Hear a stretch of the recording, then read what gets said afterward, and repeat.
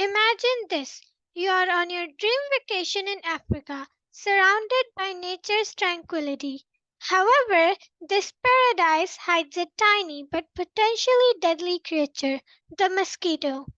For my ESCI 1 presentation, I will be diving into how climate change can turn that dream into a nightmare as we explore its effects on infectious tropical diseases like malaria.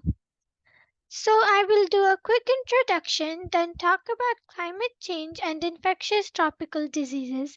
Afterwards, I'll dive specifically into malaria and some mitigation techniques and end with a quick conclusion. So, why is this important and why should we even care? So, climate change is an existential crisis happening to us now, and it is happening everywhere to everyone. Some people contribute more, while others are more vulnerable. According to the UN, the richest 1% have more greenhouse gas emissions than the poorest 50%. This map shows how the more developed countries like the United States and Canada have greater greenhouse gas emissions of carbon dioxide.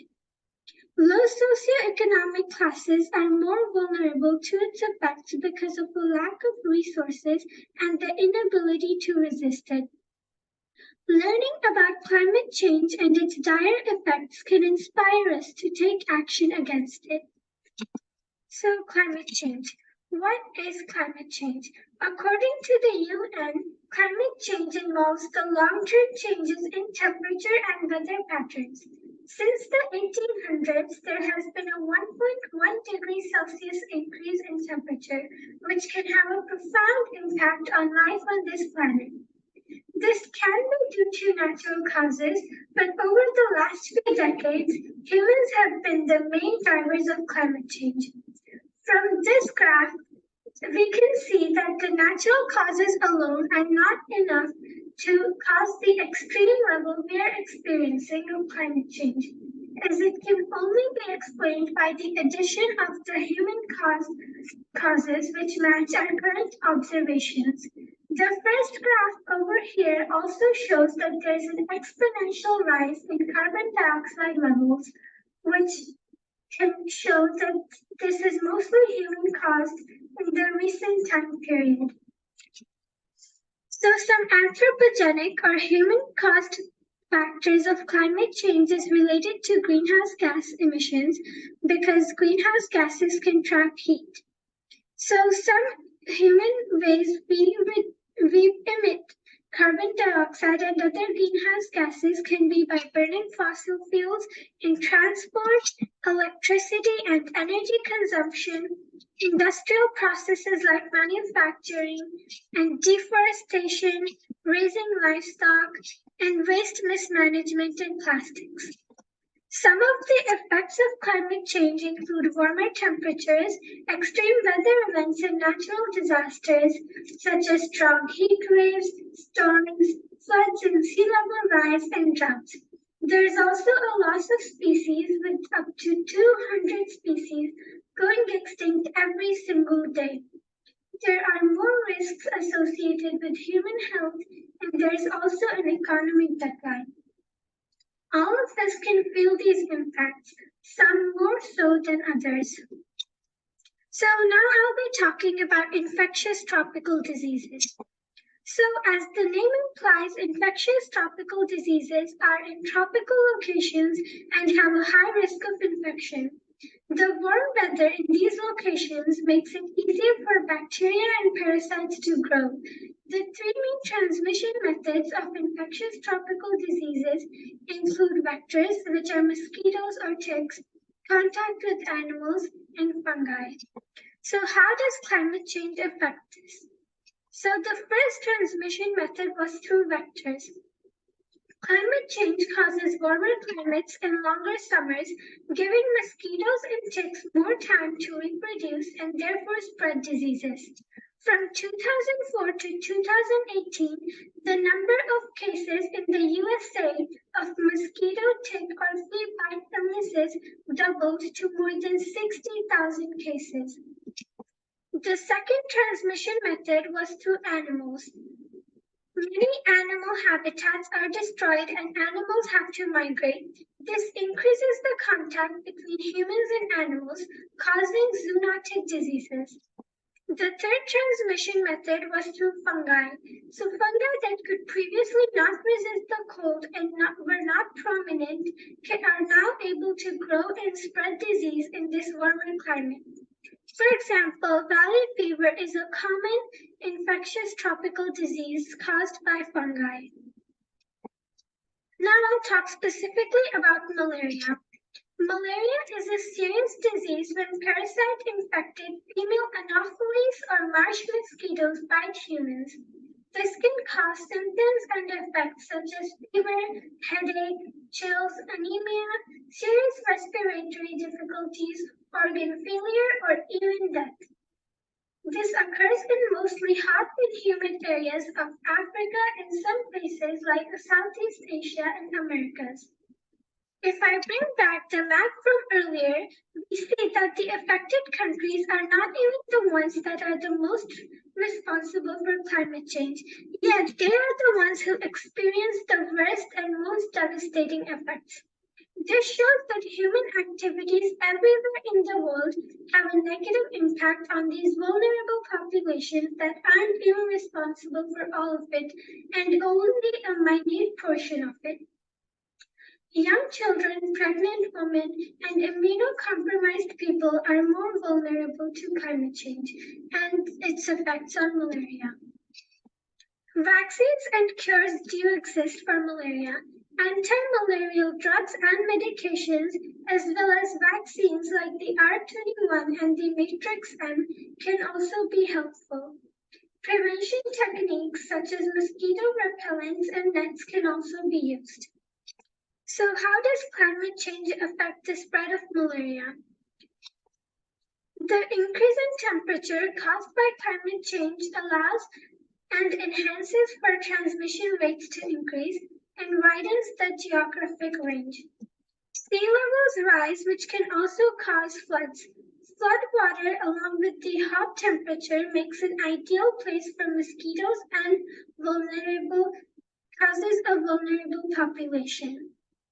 For example, in Pakistan, when they witnessed the flood, many people were displaced with no access to clean shelter and water.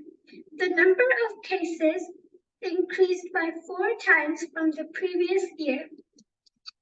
The increase in rainfall patterns, temperature, and humidity can also increase the number of mosquitoes in higher elevations.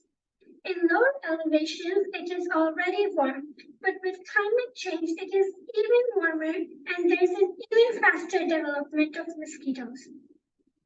Next, the El Nino cycle, which is a surface water warming cycle, is associated with heavy effects like heavy rainfall along with humidity and changes in temperature.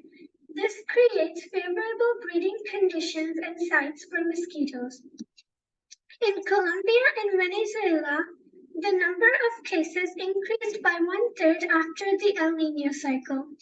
In Sri Lanka, there was a 3 times increase before the DDT pesticide. The DDT pesticide was effective in killing mosquitoes, but it also harms the environment and wildlife because it's non-degradable. It's a controversial topic and banned in many places, including the US, and it's crucial to make more eco-friendly solutions. Additionally, climate change causes vulnerable populations. It causes drier lands and yields less productive crops.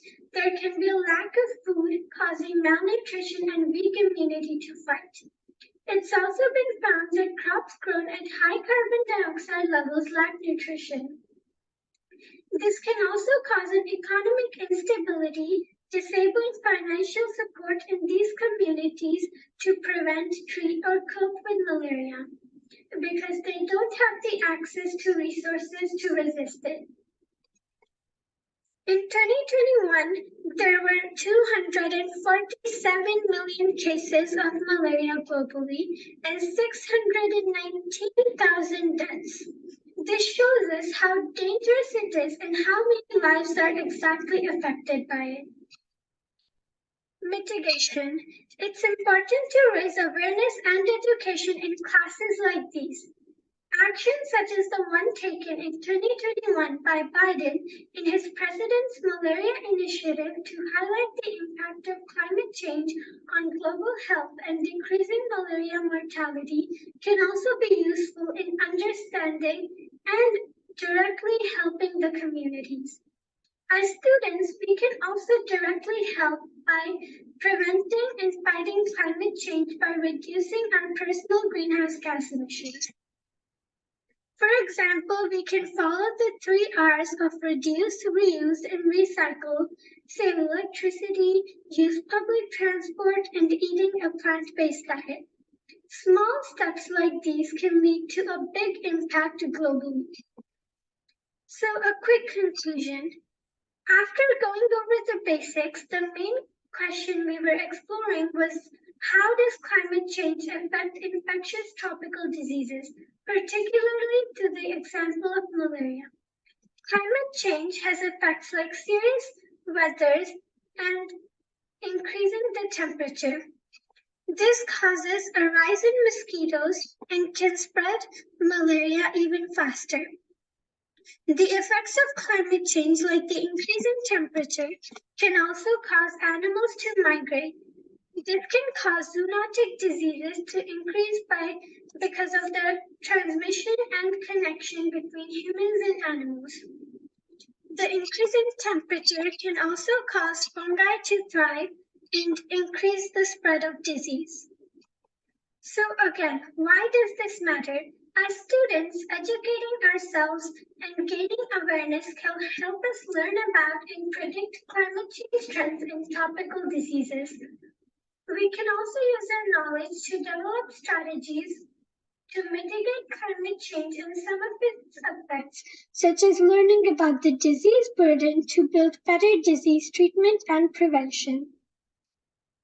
For example, we can try to build more eco-friendly versions of the DDT insecticide that I mentioned earlier. We can build bacteria-based biopesticides and herbal solutions. For example, in Eswatini, a country in southern Africa, they're already starting to work on a pesticide using the Bacillus thuringiensis israelensis bacterium, which releases toxins which are harmful to mosquitoes and can help decrease the spread of malaria. Although malaria may not directly affect us, it may do so in the future with the rise of climate change, and it already affects our fellow humans we share our planet with. It is crucial and urgent to take action because there is no planet B.